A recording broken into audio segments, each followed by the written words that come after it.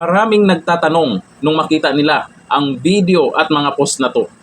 Bakit hindi si Pangulong Bongbong Marcos ang nandyan? Bakit hindi siya ang inimbitahan dyan? Siya yung Pangulo na dapat pagkatiwalaan. Sa panahon kasi ngayon sa korupsyon, sa tingin ko, mukhang alanganin din talaga na si Dunyor ang imbitahan nila dyan. Lalo na, hindi pa natin alam kung may managot na politiko sa pagpapaimbestiga nila sa maanumalyang flood control projects at sa budget. Dito po, sa business conference, siyempre mga malalaking negosyante ang nandito. Isa din po yan sa talagang apektado sa nangyayaring korupsyon. Eto sa post ha. Tingnan nyo naman yan. Naku, masakit sa tainga ng mga anti-Duterte yan. Mamaya panoorin po natin kung anong sinasabi po dyan ni Vice President Sara Duterte. Dito sa post nakalagay, Vice President Sara Duterte at Philippine Business Conference and Expo. Asus talaga. Grabe naman datingan ni VP Sara Duterte dyan. President na president, bagay na bagay, hindi nagaganyan dito.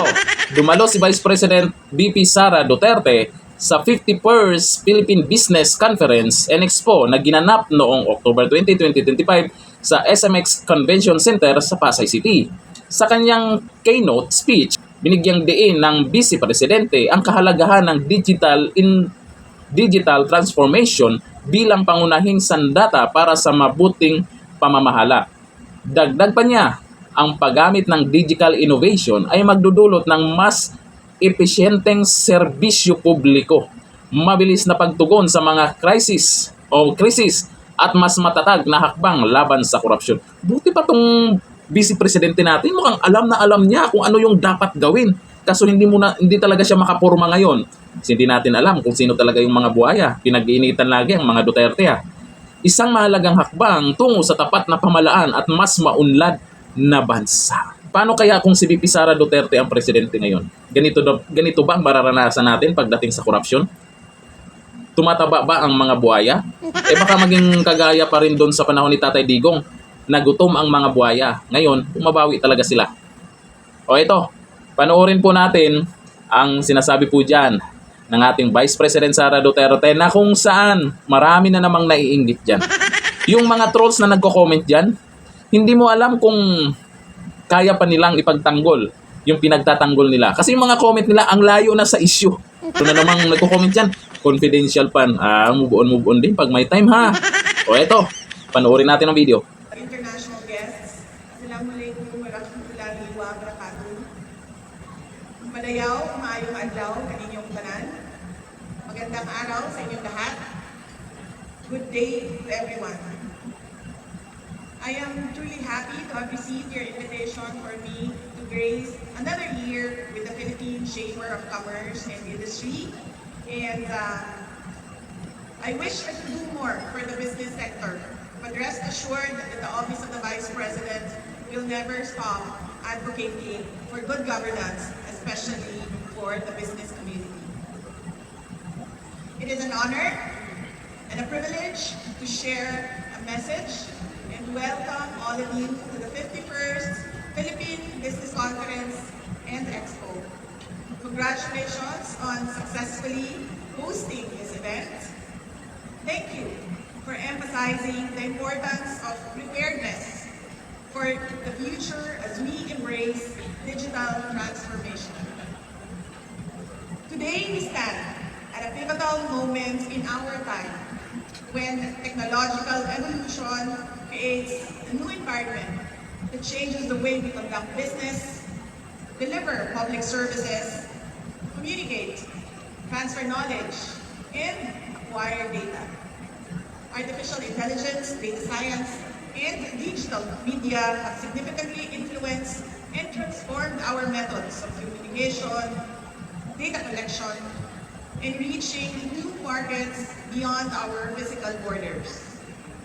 At the outset, they may be unsettling, yet they have proven to be more efficient, accurate, speedy, and effective in providing real-time data as basis for developing products, services, projects, and programs that intuitively address people's needs and interests. Hence, as we embrace the future and its technological changes, it is essential that we highly consider developing and equipping our most important resource, our people. They are at the core of these transformations, navigating the changes and setting new directions, attuned to the evolving needs of the times. Your theme on digital transformation, unleashing its power to maximize opportunities for the future, is indeed crucial. The advancement of technology is rapidly affecting our operational processes and impacting our decision-making in business, education, research and innovation, health, public administration, food production, manufacturing, aviation, maritime navigation, and aerospace engineering. These facts are strong reminders of how disruptions can change the game and the direction of our future. It is thus essential that we take stock of our people's capabilities today and prepare. We cannot wait for the future to unfold while we hold on to strategies and systems that may no longer provide effective, significant future transformations. Digital transformation will be the bridge to the future, paving the way for inclusivity, through training, upskilling, deep dive mentoring, and industry exposure to equip our human resources. The new skills and knowledge they acquire will prove useful as they figure into roles that require creative and innovative thinking, problem solving, and leadership. Beyond employment, let us also strive to position our people to become future innovators, thinkers, producers, and entrepreneurs. Let us hone them to be job creators and economic shapers, bringing in more dynamism to our economy as we diversify our industry mix and create a balance between producers and importers. Our goal is to maximize the potential of our human and natural resources, leveraging the power of technology and digital transformation to create growth centers that host competitive, homegrown producers, service providers, and exporters. These strategies will be significant economic drivers that will help create local jobs, increase domestic activities, and spur development and progress in domestic and micro economies across the Philippines. Beyond physical development, digital transformation will be our strategic tool for better governance and nation building. It is our tool to facilitate innovation and enhance our capabilities in delivering public services and responding to disaster, crises, and emergencies. More importantly, it is our weapon against corruption. As we digitize, we automate our processes, make data and all government transactions seamless, borderless, and transparent. And we leave no room for scrupulous backdoor transactions. We take away the power of corrupt leaders to manipulate public funds and capitalize on people's money for their personal interests, greed, and political ambition. The welfare of the people is our highest priority. Technology will be our powerful tool to impose checks and balances, monitor paper trails, eliminate arbitrary and politically motivated decision-making, and prevent unconstitutional budget insertions to curry political favor at the expense of the people's money. If technology is a blessing to modern society, then let us use it to protect the people's rights and welfare. The right to have better governance, the right to have better opportunities in our homeland, and the strong political will to put our leaders in check when they have unforgivably gone beyond the authority that the people have vested in them. Let us use technology and digital transformation as weapons to close the door where corruption once tried unchecked and unpunished.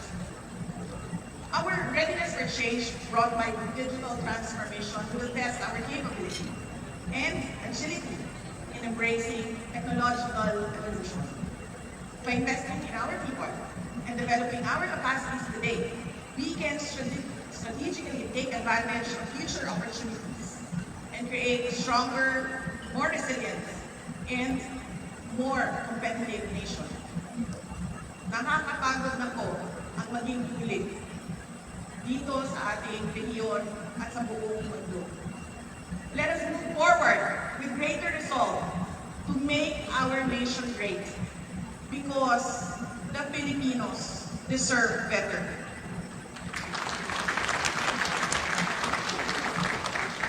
Mabuhay ang Philippine Chamber of Commerce and Industry. Mabuhay ang bawat Pilipinong tunay na nagmamahal sa Pilipinas.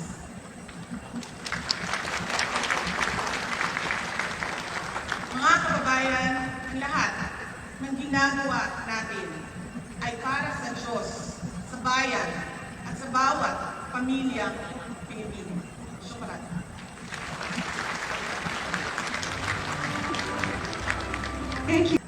May nag-comment din dyan na sabi parang hindi daw vice presidente pag nagsalita. Agree ako dyan. Si VP Sara habang nagsasalita parang hindi talaga siya vice presidente. Bagay maging presidente. Dito kay Jean Ong, my next president, may kinakabahan na sa Malacanang ngayon. Ay, hindi lang kinakabahan, baka nainggit pa yan. Sabi ni Victoriano Ortiz, inggit na naman sila sa BP. Ay malamang panibagong paninira na naman ang gagawin nila diyan. At yung paninira nila, hindi na kasama dun sa trabaho ng isang politiko. Kung hindi pa, may personal na. Personalan na ginagawa nila. Mukhang naubusan na sila ng ibabato dito kay VP Sara Duterte. Wala effect. Ganun pa rin. Mas mataas pa rin ang trust rating ni VP Sara kumpara kay Donyo, di ba? Sabi ni Jess Eugenio, yan ang nagtatrabaho, hindi yung puro pabida. Ay, bakit yung iba? Nag-iikot naman, di ba? May dala-dala pang ang media, picture dito, picture doon, video dito, video doon, balita, silip-silip, kunwari, ganun. Sabi ni Andrew Galvez, wala nang tiwala kay PBBM ang mga namumuhunan sa ating bansa, kundi kay VP Sara Duterte, sila nakikipag-cooperate. Naku, huwag niyong sabihin niyang ganyan. Huwag kayong mag-comment ng ganyan. Marami na namang kukontra dyan. Masakit para sa kanila yan. Kasi alam po natin, yung ibang mga pink ina dyan, ay masakit para sa kanila ang katotohanan.